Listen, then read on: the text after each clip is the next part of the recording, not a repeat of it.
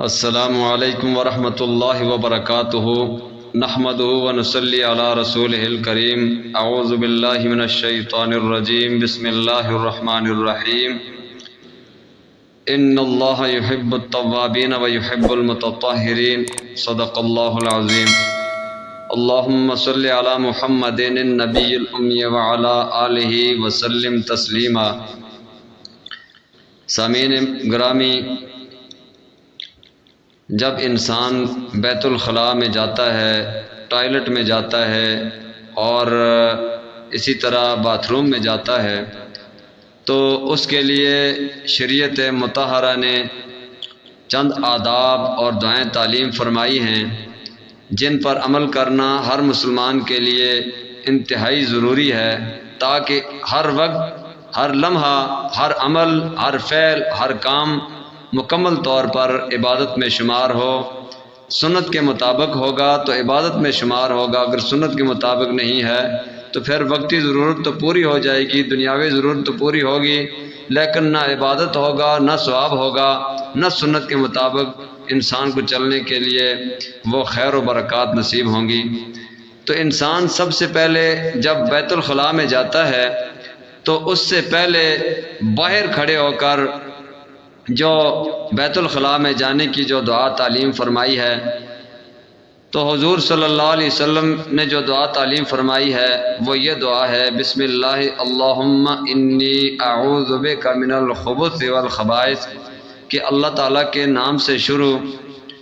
اللہم انی اعوذ بک، اے اللہ میں آپ کی پناہ میں آتا ہوں، من الخبث والخبائث، سرکش جنات اور جنیوں کے شر سے۔ تو اس کے بعد جو بیت الخلاء میں داخل ہونے کے لیے جو آداب ہیں اور سنت طریقہ ہے، وہ سب سے پہلے یہ کہ انسان اپنا بایاں پاؤں بیت الخلاء میں داخل کرے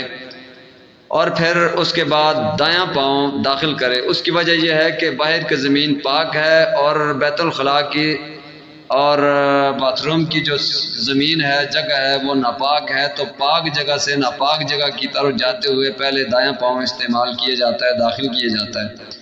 اور پھر دایاں پاؤں اندر لے جایا جاتا ہے۔ اور قضاء حاجت کے بعد جو استنجے کا بیان گزر چکا ہے، اس پر جو ویڈیو بن چکی ہے، تو اس مکمل طور پر استنجا کا مکمل طریقہ اور استنجا کرنے کے بعد، طہارت حاصل کرنے کے بعد جب انسان باہر آئے،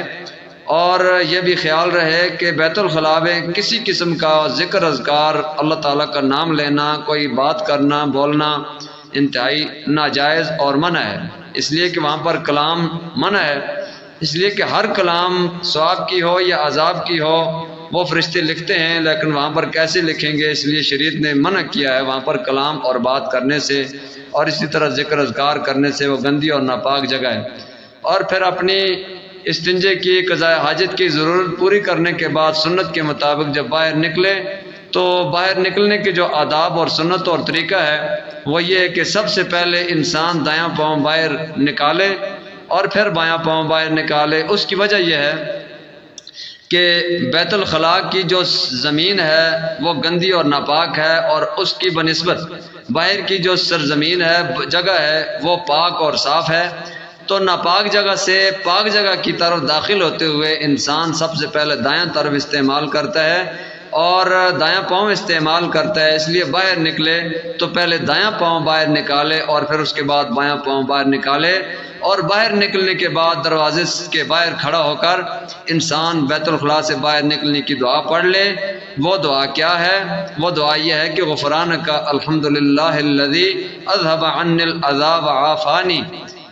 کہ اے اللہ بخششیں آپ کی طرف سے ہیں اور بخشش آپ کی طرف سے ہے، الحمدللہ الذی، تمام تعریفیں اس ذات کے لیے ہیں، اللہ رب العزت کے لیے، اس ذات کے لیے کہ جس ذات نے اذھب عنی الاذی وعافانی، کہ جس نے مجھ سے اذیت اور تکلیف کو دور کر دیا، وعافانی، اور مجھے عافیت عطا فرمائی۔ یہ سنت طریقہ اور آداب ہیں بیت الخلاء میں جانے کے اور دعا داخل ہونے سے پہلے،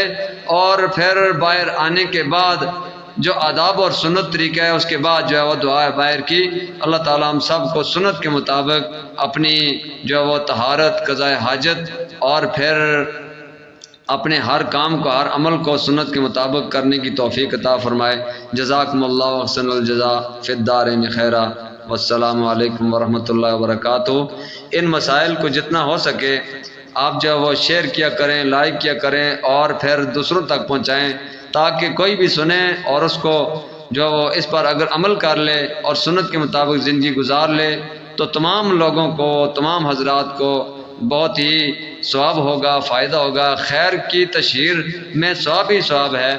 اور برائی کی تشہیر میں عذاب اور انتہائی گناہ ہے، اس لیے اچھی باتیں جو وہ شیئر کیا کریں، پھیلایا کریں۔ اللہ تعالیٰ عمل کرنے کی توفیق عطا فرمائے۔ جزاکم اللہ احسن الجزاء فی الدارین خیر۔